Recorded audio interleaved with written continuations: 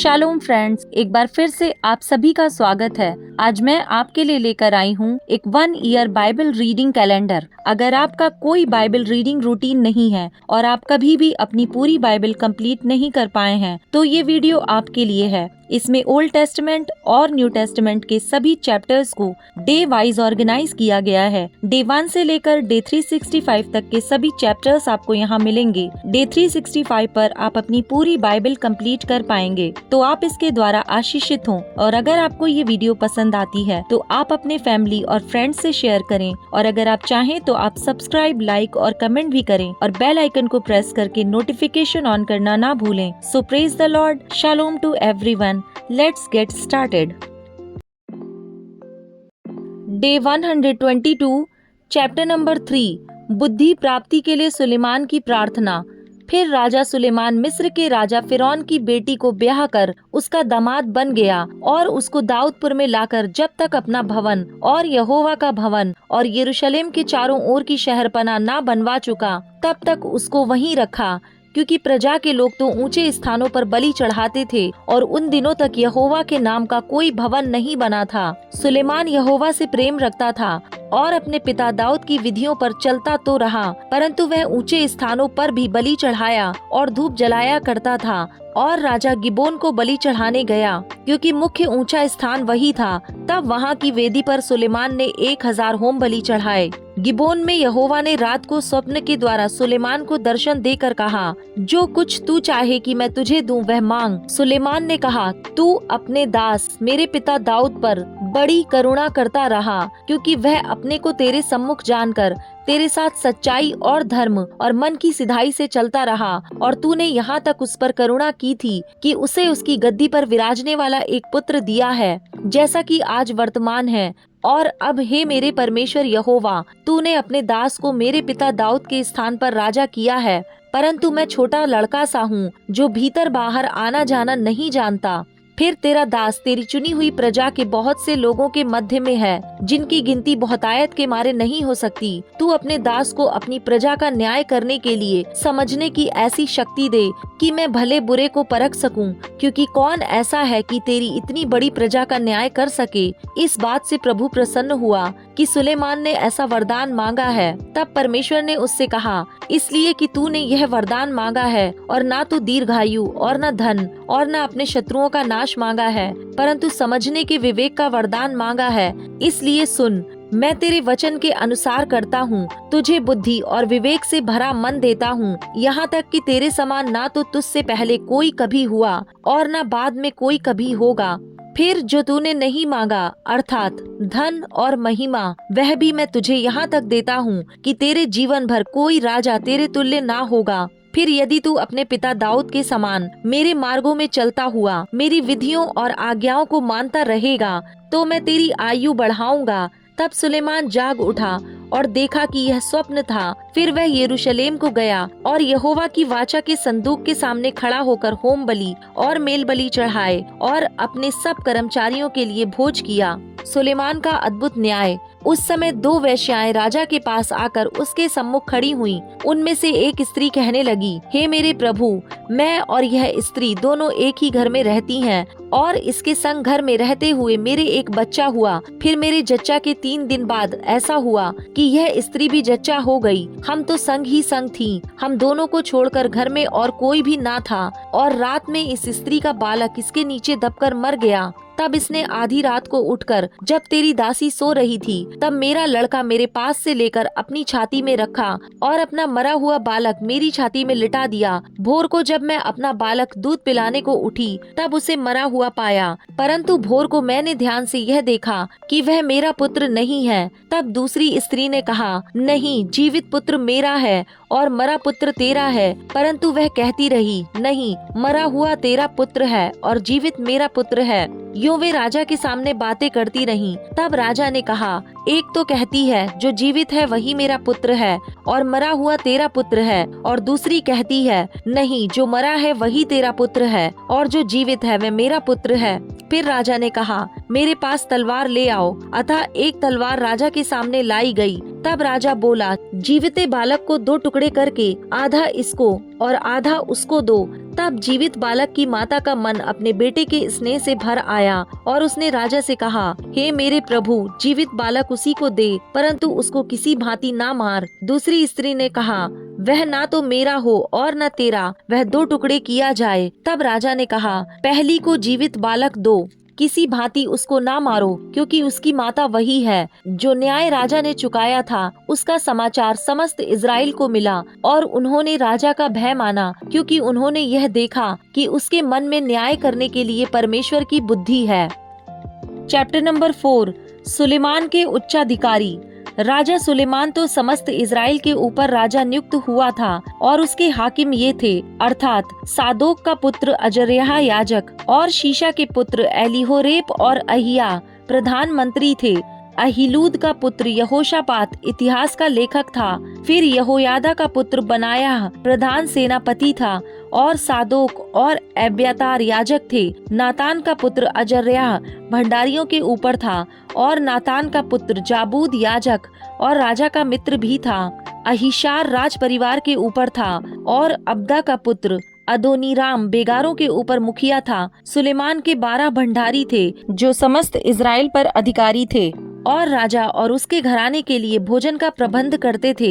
एक एक पुरुष प्रति वर्ष अपने अपने नियुक्त महीने में प्रबंध करता था। उनके नाम ये थे, अर्थात एप्रैम के पहाड़ी देश में बेनहूर और माकस, शालबीम, बेत शेमेश और एलोन बेथानान में बेनदेकेर था। अरुबोत में बेनहेसेद जिसके अधिकार में सौको और हेपेर का समस्त देश था। दोर के समस्त ऊंचे देश में बेन बीनादाब जिसकी स्त्री सुलेमान की बेटी तापत थी। अहीलूद का पुत्र बाना जिसके अधिकार में तानाक, मगिद्दो और बेतशान का वह सब देश था जो सारतान के पास और यिज्रेल के नीचे और पेतशान से ले आबेलम होला तक, अर्थात योकमाम की परली ओर तक है। गिला के रामोत में बेनगेबेर था जिसके अधिकार में मनशेई याईर के गिलाद के गांव थे, अर्थात इसी के अधिकार में बाशान के अरगोब का देश था जिसमें शहरपना और पीतल के बेड़े वाले 60 बड़े बड़े नगर थे।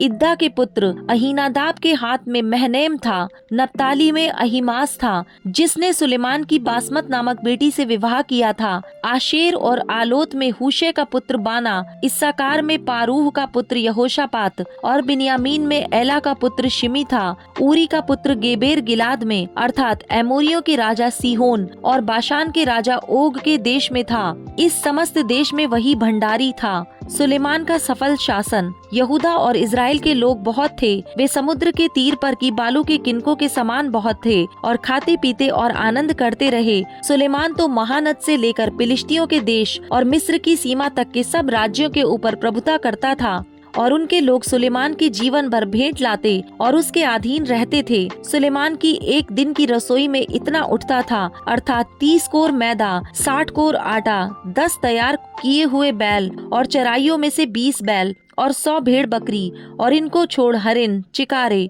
यखमूर और तैयार किए हुए पक्षी, क्योंकि महानद के इस पार के समस्त देश पर, अर्थात तिप्सह से लेकर अज्जा तक जितने राजा थे उन सबों पर सुलेमान प्रभुता करता और अपने चारों ओर के सब रहने वालों से मेल रखता था। दान से बेरशेबा तक के सब यहूदी और इजरायली अपनी अपनी दाखलता और अंजीर के वृक्ष तले सुलेमान के जीवन भर निडर रहते थे। फिर उसके रथ के घोड़ों के लिए सुलेमान के 40,000 घुड़साल थे और उनके 12,000 घुड़सवार थे, और वे भंडारी अपने अपने महीने में राजा सुलेमान के लिए और जितने उसकी मेज पर आते थे उन सबों के लिए भोजन का प्रबंध करते थे, और किसी वस्तु की घटी होने नहीं पाती थी। घोड़ों और वेग चलने वाले घोड़ों के लिए जौ और पुआल जहाँ प्रयोजन होता था वहाँ आज्ञा के अनुसार एक एक जन पहुँचाया करता था।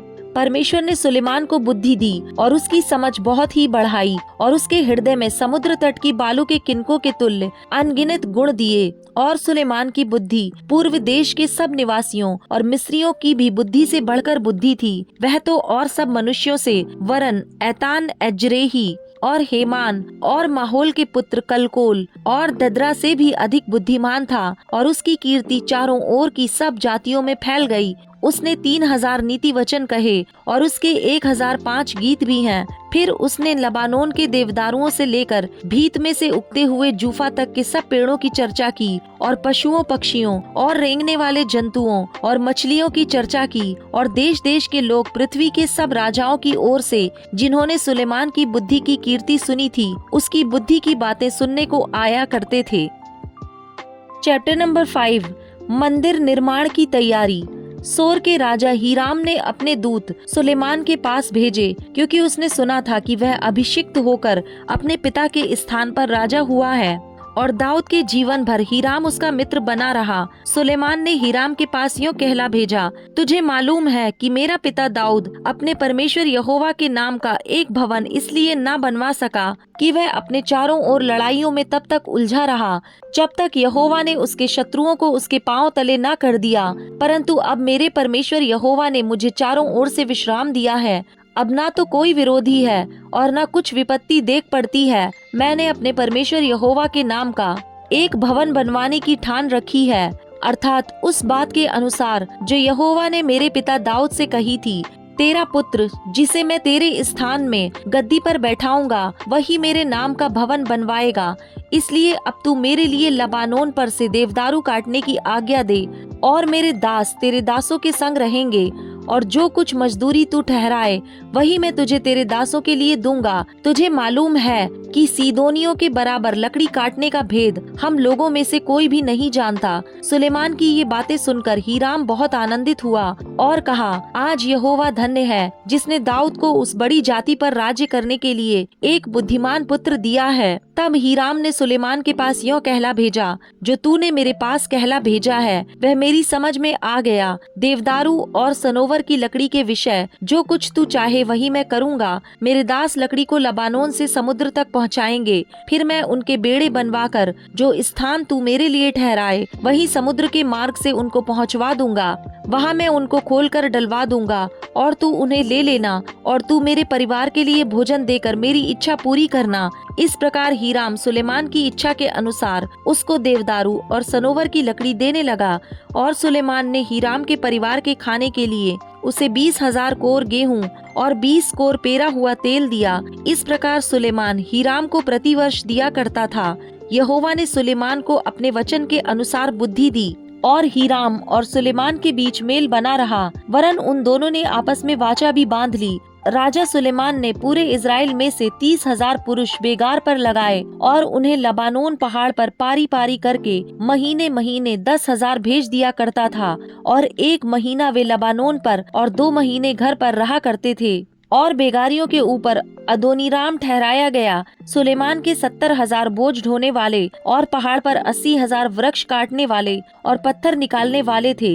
इनको छोड़ सुलेमान के 3,300 मुखिए थे जो काम करने वालों के ऊपर थे। फिर राजा की आज्ञा से बड़े बड़े अनमोल पत्थर इसलिए खोदकर निकाले गए कि भवन की नींव गड़े हुए पत्थरों से डाली जाए।